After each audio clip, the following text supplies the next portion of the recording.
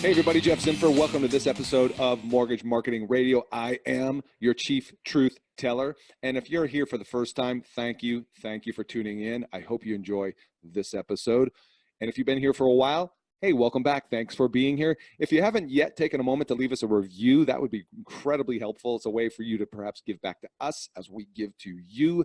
Leaving reviews helps us come up in the search rankings and simply reach more people and help make a difference in their lives. And that's what this podcast is all about. So really appreciate if you leave a review. And if you do, I'm going to bring something back. I'm going to restart something that I used to do in the past, and that is leave a review and then go to the Facebook page, right, for the Mortgage Marketing Radio group, Mortgage Marketing Radio group on Facebook, and just tag me in there and let me know that you did leave a review. You can even leave the review on the Facebook page itself if you'd like.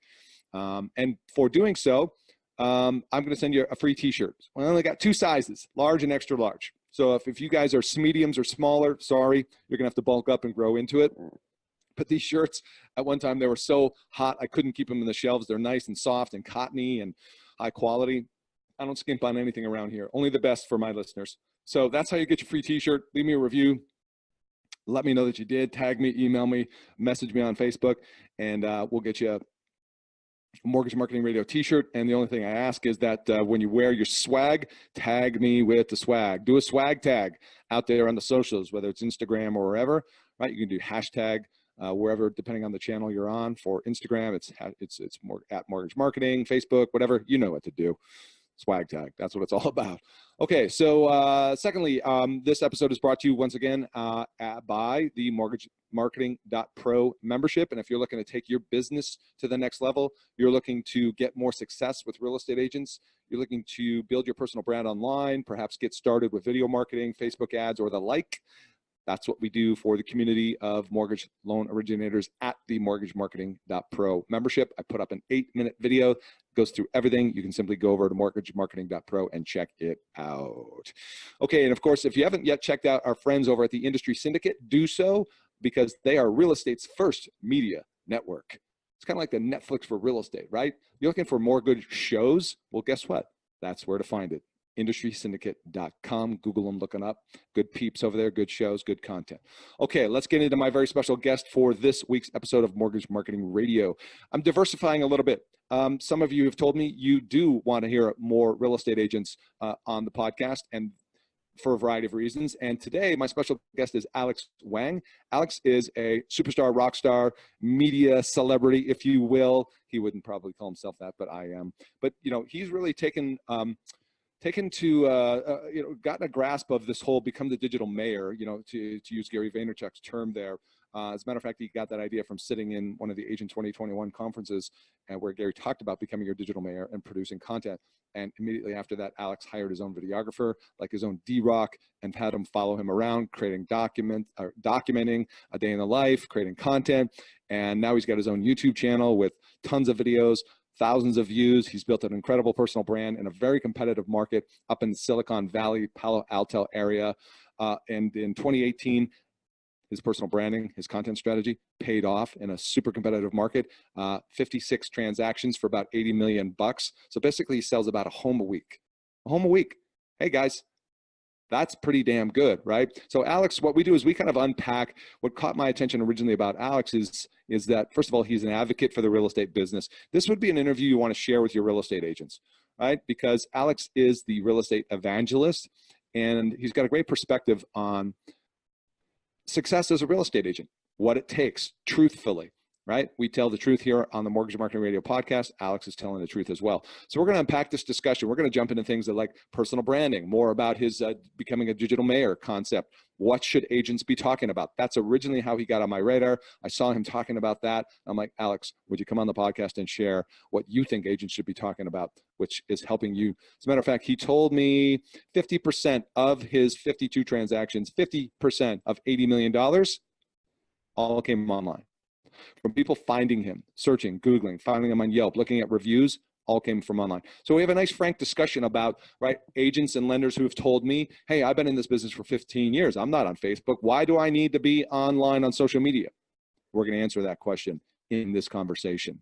We're going to talk about ranking in Google and local And we have a nice frank discussion as well around Zillows and iBuyers, the future of real estate agents and lenders. And it's a great, nice, frank conversation. I encourage you to listen and share this interview with your real estate agents. So without further ado, let's get into this week's show. Alex, welcome to the show. Hey, Jeff. Thanks for having me. You bet, man. So, you know what's interesting? I'm bringing more and more real estate agents on to this show. It's largely been focused on the mortgage, loan officer mortgage community. But what I'm finding is that it's useful to have relevant conversations with real estate agents who are doing some pretty cool things out there, like you are. So that's why I wanted to have you on today. So for those listening, give us a brief background on Alex, where are you at, how long you've been in real estate, and what do you love about it?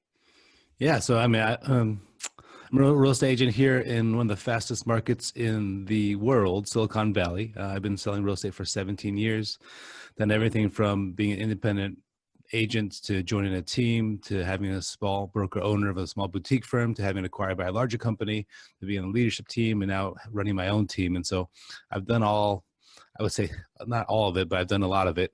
And yeah, I just love the real estate agent business because it's just a really, really amazing business. You can have 10 successful agents doing it 10 different, completely different ways and being successful.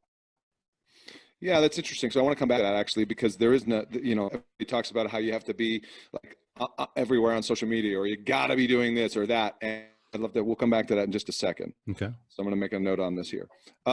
Let's open it up from this standpoint. Well, real quickly, right? People are always curious the numbers. Transactions in 2018? Well, I think like 56 transactions. I sell about a home a week.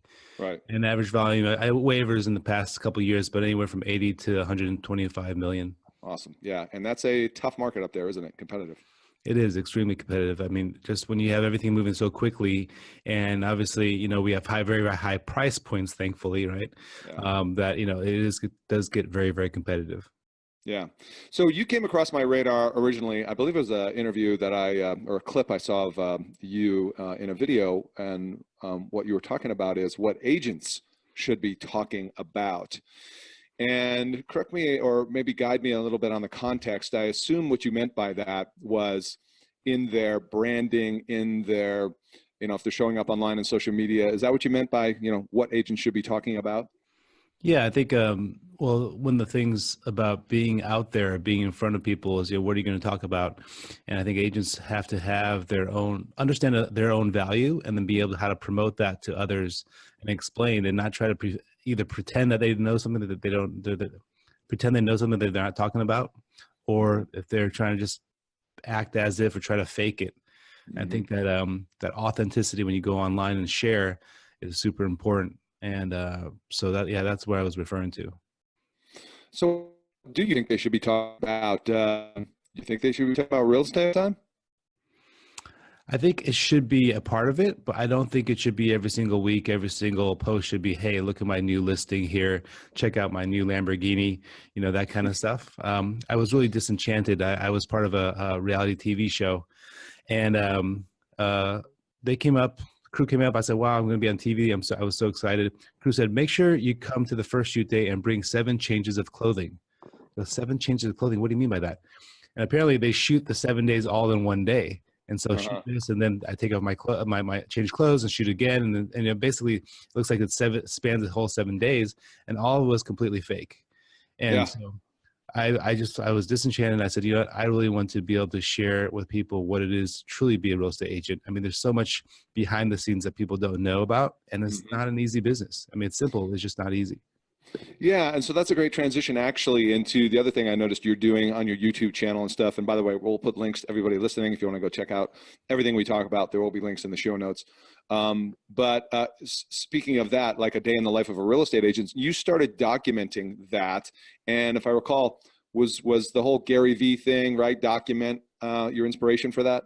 Absolutely. I mean, I started following his content, reading his books, probably 2014 and 15, and then heard him speak at Inman, sat in the front row, and I was like thinking, gosh, this guy really knows what he's talking about.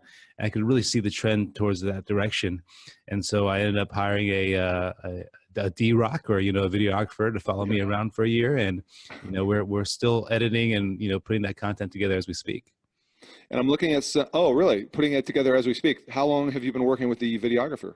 It's about a year and a half. Hmm. But you take up so much of a bank of content. If he's recording 24/7, well, I don't say 24/7, but at least 40, 50 hours a week. Sure. That's a He's not lot of sleeping stuff. with you. Yeah, yeah, exactly. There's a lot of content to go through. That's that. And I'm looking at, so are you putting that on your YouTube channel? Is that where that goes? YouTube channel. We're cutting up to pieces of micro content on LinkedIn, on Facebook. Mhm. Yeah, those are primarily the main channels, and we're trying to develop an Instagram platform, or on the Instagram platform, but we haven't launched it yet. And what's your intent in doing that as it relates to you and your real estate business? Yeah, so 3 different audiences. One obviously is my traditional Alex Wang group, that's my sales team, and so that's just really bring awareness to people locally in my area where I buy and sell. Second one is mainly my own personal brand, as it's involved to become the real estate evangelist. I'm big promoter on how honorable of a profession this is, and Mhm. so I want to teach others as well what I've learned. And then lastly, I'm working on a systems virtual assistant support for real estate agents Oh, really? to stop the crazy real estate agent assistant cycle.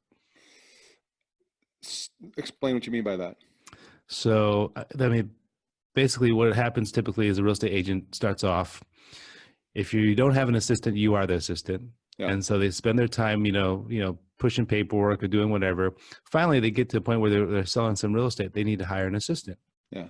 But they're too busy. And real estate agents aren't trained to hire and fire and manage agents. They're trained to, or trained to build relationships and negotiate. And so they pick the closest person that can fog a mirror that's next to them, or, a junior agent.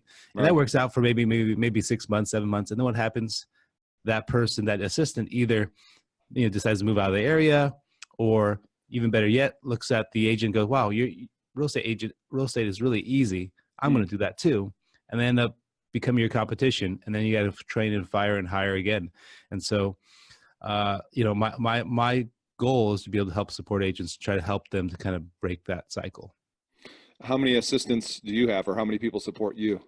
I have 5 assistants right now. Wow. Are they some of them virtual, or? One virtual, but one local, and one remote, but still in the U.S.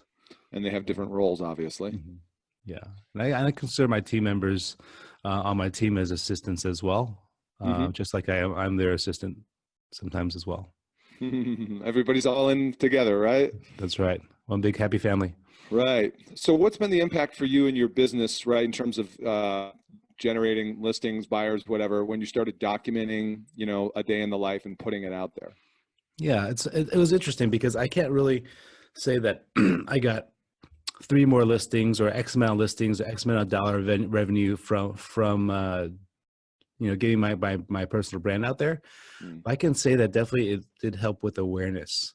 Mm-hmm. And you think that agents typically do farming, right? And then I don't know if mortgage professionals do, but at least for agents, we farm a certain neighborhood, where we carve out that area, territory, say, hey, that is our area. And then Right. every month, or even twice a month, we send stuff to them showing that we're the best. Mm-hmm. And that's typically traditionally what farming is. I thought I would just take farming to the online, and it helps. I mean, I walk through school, my kids' school, and people go, oh, Alex, I just saw your new video. Or I get a couple engagement in LinkedIn. I had a client just yesterday reach out to me. I sold them a townhouse about 7 years ago. Haven't been in touch with them at all. I mean, I've sent them invites to my client appreciation parties and stuff, but they've never attended. And he Facebook messages me and says, hey, Alex, I'm looking to sell my house. Can you come by this weekend? And so I don't think it would have been that easy if I wasn't out there on social media. Well, the point of farming is to really stay top of mind. So when that person's ready, you get picked, right? Yeah, exactly. So I think social media is just the same thing. Yeah, it's just a different medium for that. And the other thing about social media, somebody, I hate the question of like, what's the ROI of social media? And I'm sure you heard Gary's response to that, right? Yeah. It's the ROI of your mother. Love that. Yeah. It's not like there's a direct line, but there's a dotted line. And I'll give you another example. So I was curious if this happened for you. Somebody else who I interviewed, she'll be on the podcast released soon, Karen Carr. She's got a big YouTube channel. You guys have a similar follower base, but she gets an average of 5 organic calls, literally people calling her most of the time from consuming her YouTube content, just saying, hey, we've watched your videos, we're ready to buy. Have you had some of that bubbling up for you? Wow, that's amazing. That's Yeah. amazing. I find that YouTube is such a broad audience. Yeah. I'm not sure what market she's in. Maybe she's specifically hyper local in her She content. is. Yeah. Yeah, Yeah. but yeah, I've thought about that, and that's definitely on the would love to do project list to Mhm. be specific to my area location. Just be that digital mayor, like Right. like we've learned in an area. But it is a lot of work. It I is. worked on doing a local series, and by the time I was able to finish producing for one of the local bars that I shot a video for, the bar closed down. I had to rethink my content strategy a little bit because yeah, so I'm Right? still yeah, that's Had it. you got that video out sooner, man, you could have Right. saved the business. Exactly. That's awesome. All right. So how do you decide? So the day in the life, the documenting thing, how much forethought goes into that? Or is it just like, hey, D-Rock here grabs a camera and follows you? So it was more so the latter in the beginning, just following. But then the matter of the editor who's editing the footage has to not only, if they're shooting and editing, they're shooting it, so they're living the time, living the being there with you during that time, and then they could go back to the computer and live through it again. Yeah. And that's a lot of time. And so I've started to be more intentional in terms of when I record and when I shoot. And because of that, I've actually shot less. Mm-hmm. But I do have a large bank of content that we're releasing over time. And so I do have that helps. But yeah, I'm shooting less. I went to go see Gary at the Agent 2021. Mm-hmm. And he's told me straight to my face, hey, Alex, in a couple of years, you're going to have a team of 5 on your, marketing team, right? For editor, for videographer, for copywriter. And so he's right. I mean, it's a lot of work and it's very, very time intensive. And yeah, I mean, the fact that you got this great podcast going, I really want to, give you props because it's not easy to even on one platform. Yeah, exactly. And of course, I'm thinking now about, getting onto YouTube and all that fun stuff. People listening, what they're hearing, I think, is people who really haven't gone down this road yet of creating video content. I know what they're hearing. They're hearing, it's a lot of work. It's a lot of work. And so all of a sudden these excuses are coming up, right? How did you get started, man? Did you just go full bore? Did you dip your toe in the water? And what do you recommend for people? Yeah, I think I just looked at the money that I was allocating towards marketing. Everyone has a different type of budget. Mm-hmm. And I've got people locally here that are spending, a couple grand for just newspaper advertising a week, not even a month, but a week. Yeah. Oh yeah. I mean, I think the newspapers are only in business because of real estate agents. Exactly. But that's their branding and their allocation of those marketing dollars towards branding. And so I said, well, I don't do really much of that print marketing. But what I will do is allocate my dollars to hiring someone full-time, 40 hours a week with benefits, that kind of thing, and jumping full force into that. And that's really, I mean, I think that everyone has a different type of budget, but looking at, how to allocate that. Okay, that's different. All right, that makes sense. Yeah. So for some people, they don't have the budget. It's just get started. And if you've been listening to this podcast for a while, everybody knows you get started just with this beautiful little thing called your phone. Absolutely. It's that simple. Okay. We talked about impact. So what about? Oh, you mentioned the newspaper thing. I'm just curious when I hear that. Do you know if those people are getting results from newspapers? Oh, one of the biggest players in our market. I mean, I was on a listing appointment interview and they said, Alex, I'm looking at this local newspaper and like competitor number 1, he's got 7 listing ads, 7 pages of ads in the newspaper. Wow. Competitor number 2 has 3. Alex, you have none. And I said, yes, you're right. And then I told them why. But it is working, but it's a propaganda war regardless. And your personal brand message and how you're going to get that across to people. And, some of that kind of some people don't like being mailed constantly every single month or, having these large advertisements, but some caters to some other audiences do. So. So there's a couple things in there I want to unpack a little bit. One, I wrote down what you said. It's a propaganda war. I haven't heard it characterized like that, but in reality, you think about it, it really is, right? Because you're really trying to capture somebody's attention, right? Yeah. Be it online or off. I mean, look at our government. Look at who's our president. Right. I don't All want to get too propaganda. political. Yeah, right. Well, politics has always been propaganda. Yeah. Okay, so let's go back to the thing I wrote down for us to circle back on. There's 10 or more different ways, obviously, to do this business. And you just mentioned somebody doing it with newspaper ads. And here's what I love about that, because I talk to agents every day who are succeeding, like door knocking, and it's like I get kind of pissed off when people say this doesn't work, or what are you, an idiot if you're not on social media or whatever, those kind of comments. So agent generating newspaper results from newspaper ads, which some people would be like, what, guys running newspaper ads? That doesn't work anymore. What an idiot. Right. And to that, our point earlier about there's 10 or more different ways to do this business. How does an agent choose where to be? Yeah, I mean, it's tough. It's very difficult. I think you have to go alongside what you personally are more comfortable with. It's challenging. I've got an agent on my team in which she's not on Facebook. She doesn't believe it. She, privacy concerns, all the things that I totally, understand.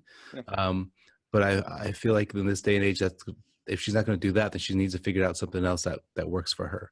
And maybe it's being involved in her local schools, or maybe it's, being, volunteering at some, and building anywhere where you can build long-term relationships. Personally, for me in marketing, Seth Godin came out with a book several years back, actually, called Permission-Based Marketing. And it just made so much sense, because traditionally when I first started off, it's all about interruption-based marketing, right? It's always just door knocking, cold calling. At least in my area now, I mean, that stuff doesn't fly. But maybe in some other markets it does still. It does, yeah. Yeah.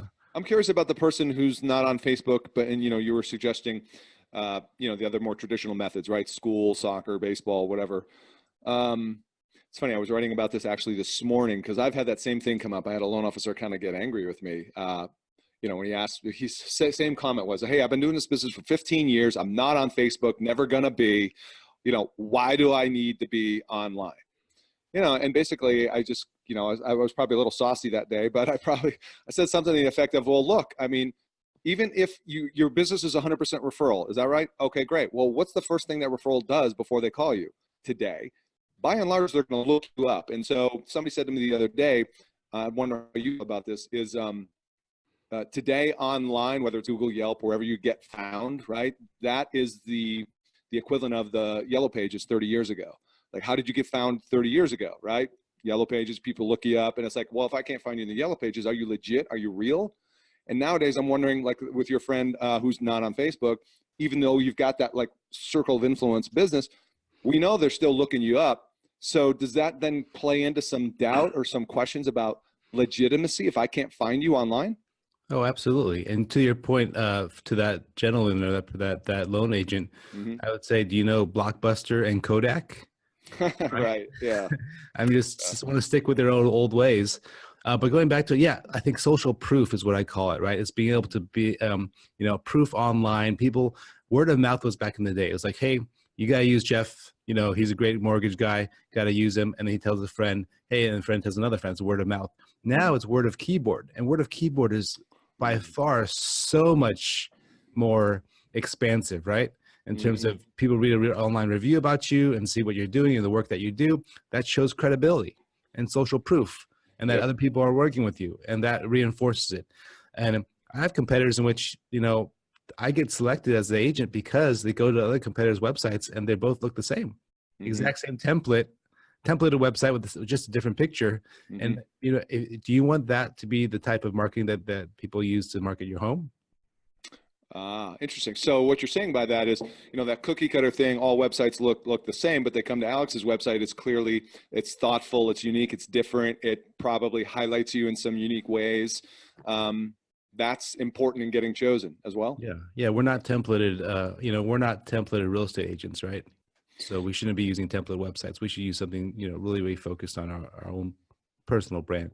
Yeah, it's funny. I was just thinking about the personal brand question because I've even heard Gary V. I've heard him say two different things, and like I don't want to get in a sidebar about him, but I've heard the whole comment of like, personal brand is all you have, but then I've heard the comment of like, personal brands like not that big of a deal in certain situations, in certain context. Yeah. I mean, he's the walking dichotomy, right? Exactly. um, I think it goes down to reputation, like you said as well, right? It's what are you trying to, what kind of reputation do you have, or are you trying to convey to others to see? Hopefully it's true. It's not, smoke and mirrors, but if you don't put something out there, someone else can put something out there, right? And so you got to kind of control the message. And I think that's where we can differentiate, whether it be loan agents or real estate agents, that's how we can differentiate from the competition. Awesome. Okay, so I'm looking at my show notes, and last time we talked, for some reason, I wrote down ranking #1 in Google local search Yelp. And so what that allows me to think is that you do a pretty good job in ranking on Google. Yeah. I mean, if you're going to be typing, I'm here, we're currently here in my office in Palo Alto. And so I say, go into Google and go to incognito mode so that, there's no cookies or anything like that. Privately browse and search for Palo Alto real estate agent. And hopefully I'll be there on the first page, and hopefully I'm up towards the top of the list. And I got very, very into just understanding which websites rank on that list. And to be able to understand if Zillow's there, that I better be on Zillow. If Realtor.com's there, I better be on Realtor.com. If Yelp is there, I better be there. And then building those profiles based upon that kind of reverse engineering search.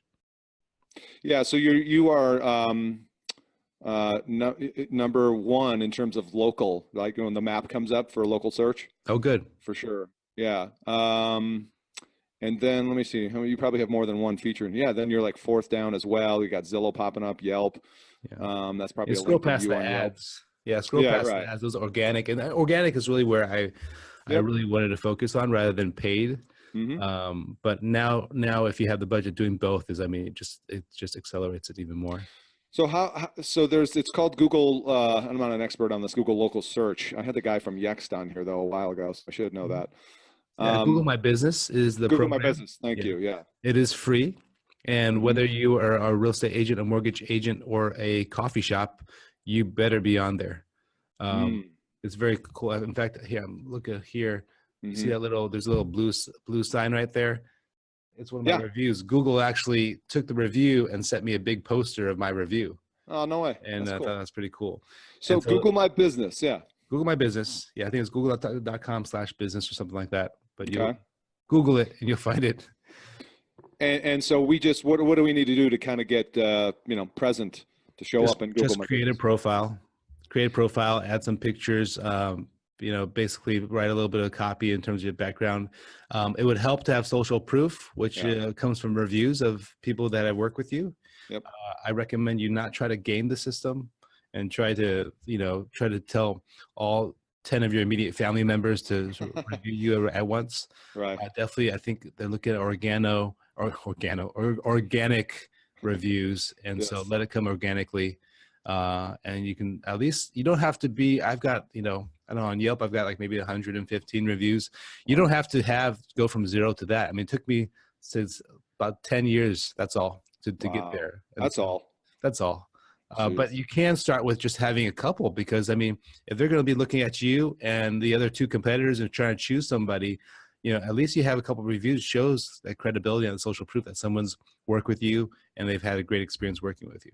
What's your process for getting reviews? Do a damn good job. There you go. Enough said. And ask for the review, right? Yeah. Yeah, you're not supposed to solicit reviews. Yeah. And so I encourage, if you do such a good job for people, that you never have to ask, right? When is the happiest time that the client, for a buyer, the best time for them to that they're happiest is when they get the keys. Right. Right. Right. And it's Right. a great opportunity to say, hey, I'd love if you could refer me to your friends, family members, coworkers, or share your experience working with me online. People be like, I love to, if they had a good experience. Right. Right. But you don't do like the post-closing email, which pick one, you know what I mean? No, I did that before, but I think now it's just a little bit more. If I do a good enough job, I do remind them in the very beginning. Quite Okay. often, my business, and one of the questions that you had was, where most of my business comes from. Yeah. Half of it comes from online, Half and of it comes from online. So explain that. online. So half time comes from people who I don't know, don't have a relationship with, but they go online and they find me and learn more about me. And a lot of times they're already convinced that they want to hire me before I even meet with them, because they've read the reviews, because they see the pictures, because they gravitate towards me and my brand. And some people will look at me and go, I don't think I'm going to want to work with that guy. And that's totally fine as well. But that's fine. That's life. Yeah, exactly. Well, that really actually goes to our other point earlier about, the conversation of, do I need to be online? Look, you're getting 50% of, what the heck was the volume? 50% of 80 million, was it? Yeah. Yeah. So $40 million, right, in volume in sales because of your online presence. So for those who are asking, do I really need to be online? It's like, well, ROI. Exactly. And are you doing any like paid traffic or anything? I do Google AdWords behind some of the video content that I push out as well, and then we push Facebook ads. We're working with a new campaign to kind of go even deeper into it. So I'm just really tapping the surface of paid media right now. Just getting started with Facebook ads? Mm-hmm. How have you found that to be? It depends upon what the objective is, right? You have a couple goals. If it is for brand awareness, it's been great. If it has, it's been for engagement, it's been good. If it's been for leads, yeah. Right. But I have to say though, it goes back to the local content, right? Like, I live in a city. I live in Los Altos, just right next door here, and to be part of that Los Altos community, I think there's going to be there's a reason to have that kind of digital mayor local group as well, but separate from your other stuff. No, I'm glad you pointed out the specifics about the Facebook ads, because first of all, I just taught a class to realtors yesterday on that. And that's the same thing I was saying is like, start with the awareness and the branding and the engagement. And this is to the point about why you should be producing content anyways, online on Facebook, for example. But most people, they just like run right to the lead conversion thing, and you haven't built the base before that, therefore you're suffering. Right. Absolutely. I think agents are too quick to try to find that silver bullet, right? They think, oh, what is that perfect? Oh, if I do social media, oh, that's perfect. Then I'll have all this business. I mean, like I mentioned earlier, it took me 10 years to get my social proof to where it's at right now. And I'm still continuing to hone it, audit my reviews, audit my people who just, be able to understand where my business is coming from and the reputation that I have online. Absolutely. Wow, that's good stuff. And I'm just curious for the Facebook ads, because this is kind of like lately my study. I've been diving deep on this. Are you doing them yourself? Do you have an agency? Or are you part of some kind of group? I have an agency that I work with closely, that creative agency on one side and then the paid media on the other side, and they're working together to put the campaigns together. Okay, awesome. Just curious. Yeah. Okay, cool. So in the last few minutes we have, back to the notes here, I gotta, I guess, have a conversation about Zillow, iBuyers, just total open conversation, because that's another one that's, charged with energy, and Zillow haters and this, and everybody's saying Zillow's trying to put you out of business. I don't know if you've seen the Tom Ferry interview he did with, was it Greg Schwartz, the president of Zillow? No, I didn't see it. If not, I can send you a link to it. It's about a 15-20 minute interview, and I think it's pretty good. It's real candid, it's straightforward. I've got my own kind of perceptions based on that, but what's your take on that? Do you think Zillow is trying to crush you guys?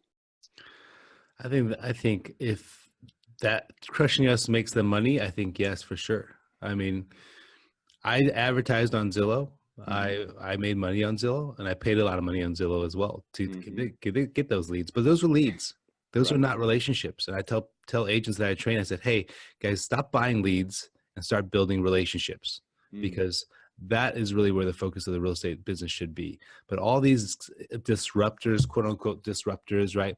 Still started off the business, with this whole Zestimate thing just to get the eyeballs on the internet. Once they got the eyeballs, they've already won. They got the eyeballs on the internet. They got the traffic now. But when I work with buyers in this area, I explained to them, Zillow is it's third party data. They're not a brokerage. They're scraping data from another source, and it's not as accurate. Does Zillow care? Probably not, because they're getting the eyeballs, right? Mm-hmm. iBuyer's the same thing. I think that you know, I've got this. There's so many of these startups. I mean, I'm in Silicon Valley, right? There's so many of these startups with the iBuyers, and a lot of VC money behind it. There's this one very successful company, and one of the co-founders was buying a house in San Francisco, and he kept on getting outbid, make an offer to outbid. So he started this new company to really bring, I'm not going to say the name of it, but bring transparency to the real estate offer process, right? Basically like a bidding process, and everyone can see what's going on. Buyers want that. Buyers want that transparency. Mm-hmm. Sellers don't. Right. Sellers are looking for the one thing. They're looking for the highest possible price. Yeah. Right. I had another listing a few months ago in which on the market, one offer for one of these iBuyer kind of offers, Mm-hmm. they ended up paying significantly amount of money over the asking price, but they were the only one to offer. And that was more so because the agent was not experienced, was not local, did not know the kind of where the market was at. And so I feel like there's all this disruption happening, but I think that the value of the real estate agent should be, it's even more important, a good real estate agent, someone who has that local knowledge, that experience, and particularly that negotiation skills to be able to come in and be able to help represent their buyers or sellers. Are you trying to play the game of get to the customer first? I think speed is super important. I think absolutely when even just utilizing technology, it's not to replace it with the buying process, but to get in front of them first and being able to get in front of the client and build that relationship before anyone else does. Let me ask you this though, because so we know all the eyeballs are going to Zillow, right? That's the destination for people looking at buying a house, typically, right? 186 million on average go there every month. Mm-hmm. Are you also, I mean, where does your website and your listings play into that? Are you trying to drive people to your, sounds like an obvious question, but I got to ask, right? Drive eyeballs to your own individual page, or how are you playing in that strategy? So the three main, I mean, I don't have the budget to compete against Zillow. Oh, yeah, I don't have the budget to compete against Redfin. The IDX searches on websites is dead, and I'll take that to my grave. There's no reason why the user interface and technology on Redfin, for example, is so much better than my site for search. So I've got clients that aren't. Well, let me take a step back. Let's talk about Zillow first. Zillow is great for information about the background of a certain property, but it's not very accurate in terms of search, right? It's not accurate. It talks about foreclosures. There are no foreclosures in this area, and yet it talks about all this other information that just wants to gather the eyeballs. So most of my clients actually do not use Zillow. They use it just to kind of have it as a reference point, but then they go to Redfin. And the funny thing is Redfin's a competitor, and they're a brokerage, and they've got some kind of a discount model, but their user interface and the technology is amazing. And so most of my clients are using Redfin, and then when they find the house, then they call me and I help them write the offer and negotiate the deal. Why do you think they're not going with a Redfin agent if they're already there? Because that person doesn't have the local knowledge and the experience. I know that the pending sale down the street that just got in the contract yesterday had 4 offers, and it sold for, $2 Why million. doesn't the Redfin agent know that? Because they're not local. Their model isn't to be based upon local experienced agents. They're siloed. They're completely siloed into one agent does this, one agent does that, one agent does this, and so there's not that ability to be able to be in the know. And I'm selling real estate, and I'm helping buyers buy real estate all the time. So I'm completely always in my market, wheeling and dealing, knowing what's going on, and then I share that information with others that are doing the same thing. And so we have a really 90-10 rule in terms of 10% of the agents are selling 90% of the real estate. Sure. Yeah. It's becoming more and more the case. So then is the game for the buyer journey, kind of what you just laid out there, is you know, we know people starting that awareness, to use the Facebook terms, the awareness, then consideration stage. And when they're in that consideration stage, they're bouncing around to multiple destinations. They're going to Zillow, Red, then they're going to come across your content and they'll be like, oh, cool, Alex has got some awesome content. Let me save him. So they're like, it's like all the metaphor or whatever I use is like planes on LAX. They're all like hanging out there, and when they're ready to call that plane in, they're gonna. Is that kind of a similar thing in terms of like using as an agent? Yeah, I think that for these buyers, they know at some point they're gonna need an agent, and so Yeah. they're assessing to see what their options are. Mm-hmm. And I think they can definitely go with the iBuyers, which are kind of the more the discount model, which Mm-hmm. generally is like a lot of buyers think they can do it yourselves, just like Mm-hmm. they don't need an agent to help them. And Mm-hmm. there's that type of buyer, but majority of buyers in this market, particularly I'm talking about Silicon Valley, where we have a lot of multiple offers on property, not enough housing to go around, and competing buyers, more than saving money, buyers just want to be able to buy the house that they want. Right. And so who's going to help them to get that? Is it going to be the agent that just kind of a part-time agent, or is it going to be an agent that doesn't have as much of a experience, or do they want the veteran agent that can maybe make sure to give you the best chance to get the job done?